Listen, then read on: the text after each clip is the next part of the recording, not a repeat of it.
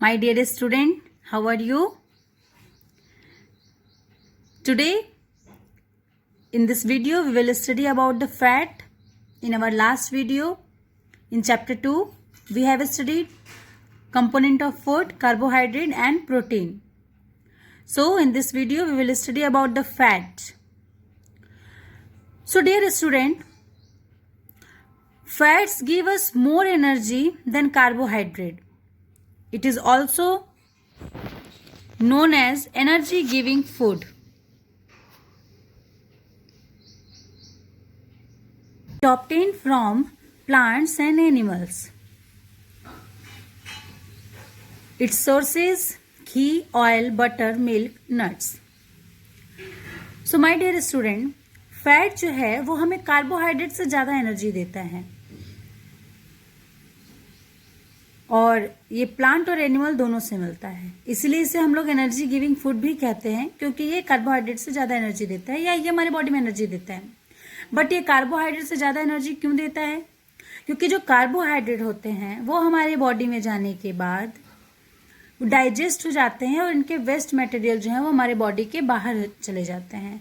And जो carbohydrate है वो हमारे बॉडी के नीड्स के अकॉर्डिंग हमारे बॉडी के अलग अलग पार्ट्स में ब्लड में मिक्स होकर के हमें एनर्जी देता है।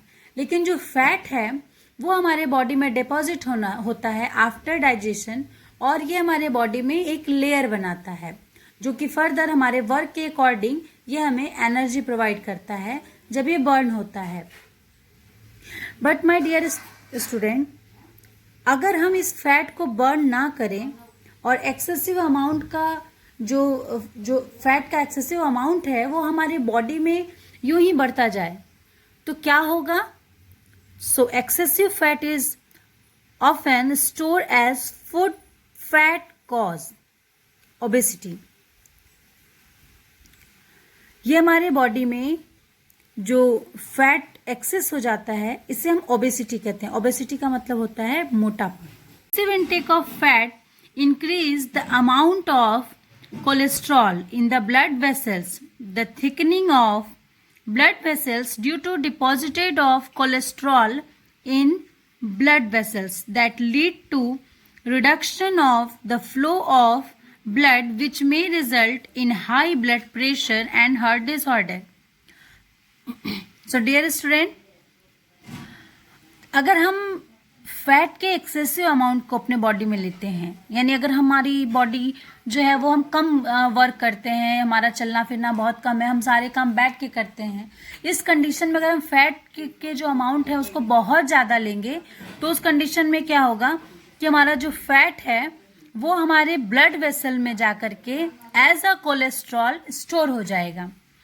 उसके बाद ये हमारे कोलेस्ट्रॉल क्या होता है? ये एक हार्मफुल केमिकल है जो फैट के डाइजेशन के बाद या उसके ब्रेक्स के बाद हमारे बॉडी में फैट लेयर के रूप में स्टोर होता है जो स्पेशली हमारे ब्लड वेसल में जाकर के उसके वेसल में स्टोर होकर डिपॉजिट होने के बाद ब्लड वेसल को मोटा बना देता है। ब्लड वेसल हार्ट से निकलने वाली very thin and thick nerves होते हैं जो ब्लड के फ्लो को हमारे बॉडी में मेंटेन करते हैं। तो ये ब्लड वेसल जो है वो क्या करता है? मोटा होने के बाद ब्लड के फ्लो को रिड्यूस कर देता है, यानी कम कर देता है, जिसकी वजह से जो ब्लड है वो काफ़ी प्रेशर के साथ धीरे धीरे हमारे ब्लड वेसल्स में फ्लो होता है जिससे हाई ब्लड प्रेशर जो है वो कॉज होता है और ये हाई ब्लड प्रेशर हमारी बॉडी में हार्ट डिसऑर्डर को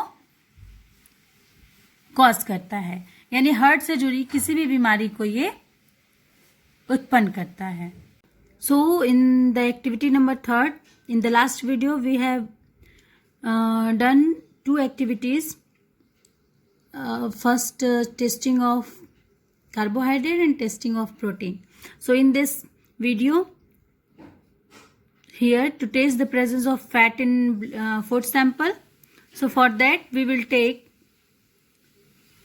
पील groundnuts and piece of clean paper. हम लोग कुछ ग्राउंड नट के पीसेस लेंगे यानी मूंगफली जो बादाम होती है और एक क्लीन पेपर लेंगे। हम क्या करेंगे कि उस क्लीन पेपर में, यानी पेपर आपका कोई भी, जैसे बटर पेपर हो गया, टिश्यू पेपर या एक नॉर्मल पेपर जो हमारी कॉपी का होता है उससे भी हम ले सकते हैं, और उसमें हम लोग कुछ ग्राउंड नट ले लेंगे, उसमें रैप कर लेंगे और धीरे धीरे अपने हैंड से उसको हम लोग क्रश करेंगे। बस ये ध्यान देना है कि पेपर जो है वो फटे ना, धीरे धीरे उसको हम लोग क्रश करेंगे और क्रश करने के बाद हम लोग ग्राउंड नट को रिमूव कर देंगे। उसके बाद हम इसको खड़ा करके एक लाइट के सोर्स में, कोई भी लाइट चाहे बल्ब हो या टॉर्च हो, किसी भी लाइट के सोर्स में इसको हम लोग पास करेंगे। तो आप देख सकते हैं किस तरीके से फिगर में ग्राउंड नट को हमने जब रैप किया है तो हमें यहाँ पे एक बल्ब के सामने जब हमने पेपर को लगाया तो हमें एक इस ऑयल का पैचेस दिख रहा है।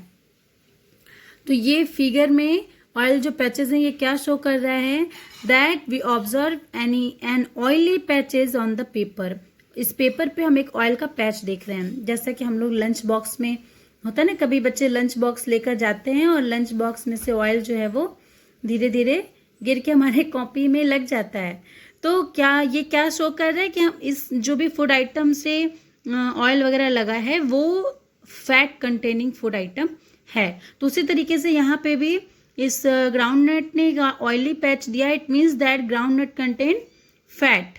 So what is the conclusion of this activity? They show the presence of fat in the given food sample. So dear student, we will repeat this activity with butter paper or a drop of oil and we will note in our observation. So dear student, आप घर पे भी इस activity को ज़रूर try कीजिएगा और मुझे नेक्स्ट वीडियो में ज़रूर बताइएगा कि आपने कौन कौन से आइटम से फैट को, यानी कौन से फूड सैंपल से आपने फैट की एक्टिविटी को घर पे किया था। Okay, so I will wait for you. So dear student, next topic is vitamin.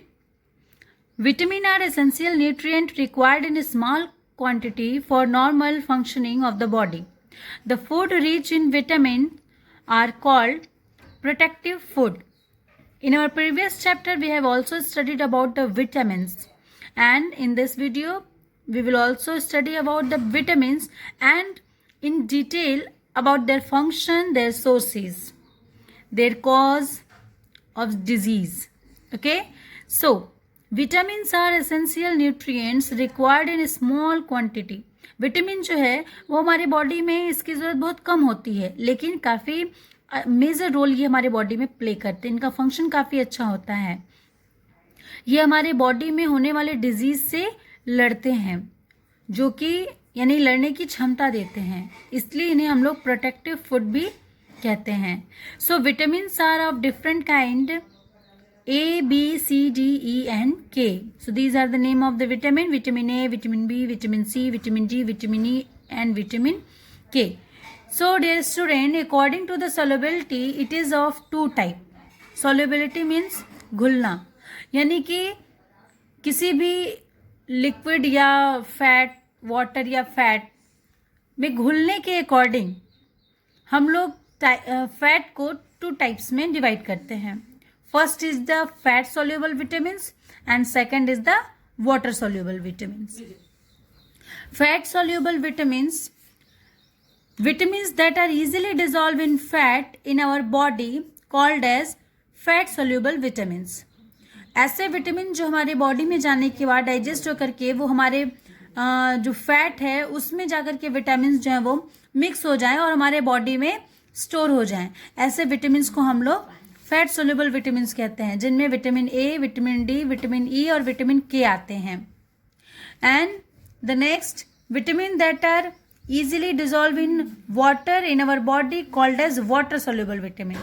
हमारे बॉडी में वो विटामिन जो वाटर में मिक्स हो जाते हैं उन्हें हम लोग वाटर सोल्यूबल विटामिन कहते हैं। For example vitamin B and vitamin C. So my dear student, most important thing related to vitamin that जो विटामिन फैट सोल्यूबल होता है, for example A, D, E, K, इससे हम लोग एडेक के नाम से भी पढ़ते हैं ताकि हमें इजीली याद हो जाए।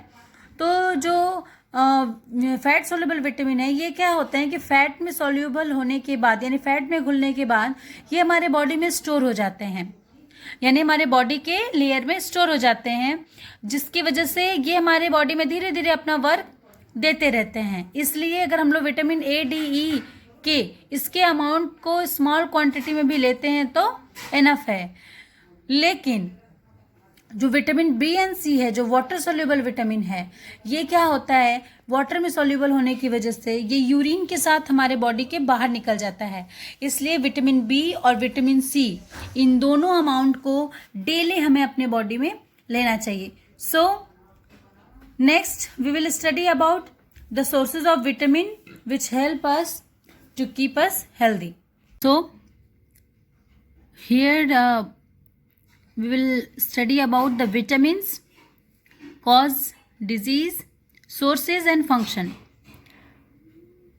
हमारे बॉडी में जो भी विटामिन पाए जाते हैं या हम जो विटामिन लेते हैं अपने फूड आइटम से, वो अगर हम प्रॉपर अमाउंट में ना लें या हमारे बॉडी में उन विटामिन की कमी हो जाए तो उससे कौन से डिजीज होते हैं, उन्हें ठीक करने के लिए कौन कौन से सोर्सेज हैं जिन्हें हम लेंगे तो वो विटामिन प्रॉपर अमाउंट में हमारे बॉडी में आएंगे और उनके फंक्शन क्या है।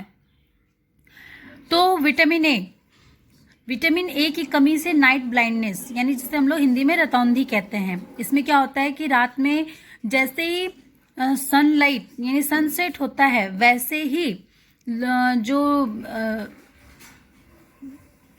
पेशेंट है नाइट ब्लाइंडनेस का, उसे दिखाई देना बंद हो जाएगा। तो इस तरह के सिम्टम्स को नाइट ब्लाइंडनेस कहते हैं। नाइट ब्लाइंडनेस ना हो इसलिए हमें विटामिन ए का प्रॉपर अमाउंट लेना चाहिए, जिसके सोर्सेज हैं green leafy vegetables, carrot, fish, liver oil. जो कैरेट है इसे main source of vitamin A माना गया है, और जो विटामिन ए का फंक्शन है वो सिर्फ हमारे बॉडी में आई साइट को मेंटेन करना ही नहीं बल्कि हमारी स्किन को भी हेल्दी बनाता है। तो अपने आई के लिए और अपने स्किन के लिए दोनों को हेल्दी रखने के लिए हमें विटामिन ए की अमाउंट लेनी होती है। विटामिन बी की कमी से हमें बेरी डिजीज होता है। इस डिजीज में जनरली हमें गम्स की प्रॉब्लम, बोन की प्रॉब्लम, मसल्स की प्रॉब्लम होती है। तो इनके सोर्सेज हैं green vegetables, egg, meat, milk, whole grain, cereals, nut. Last point में हम लोगों ने होल ग्रेन के बारे में पढ़ा है। होल ग्रेन क्या होता है, जो अंकुरित अनाजें होती हैं, ठीक है, यानी कि जिसे हम रात में भिगो देते हैं और मॉर्निंग में उसमें व्हाइट रेडिकल निकलता है, उसे हम लोग होल ग्रेन कहते हैं। सीरियल्स और नट, तो ये सारे सोर्सेज विटामिन बी के हैं। इनका काम हमारे बॉडी में help in proper functioning of the digestive system and also heart, nerves and muscles. ये हमारे बॉडी में डाइजेस्टिव सिस्टम को भी फिट रखता है और हमारे हार्ट को, उससे अटैच नर्व्स और मसल्स, इन्हें भी ये हेल्दी बनाता है। तो विटामिन सी, डी, ई के जो है वो हम अपने नेक्स्ट वीडियो में पढ़ेंगे। तो अगर आप इसके आगे का वीडियो देखना चाहते हैं, आगे के विटामिन के बारे में पढ़ना चाहते हैं, तो मेरे नेक्स्ट वीडियो को जरूर देखिएगा। And please like my video, share and subscribe and also press the bell icon. अगर आप न्यू व्यूवर्स हैं तो सब्सक्राइब करके बेल आइकन जरूर दबाइए ताकि आपको इससे रिलेटेड और भी सारे वीडियोस मिलते रहें। सो bye and we'll meet in next video.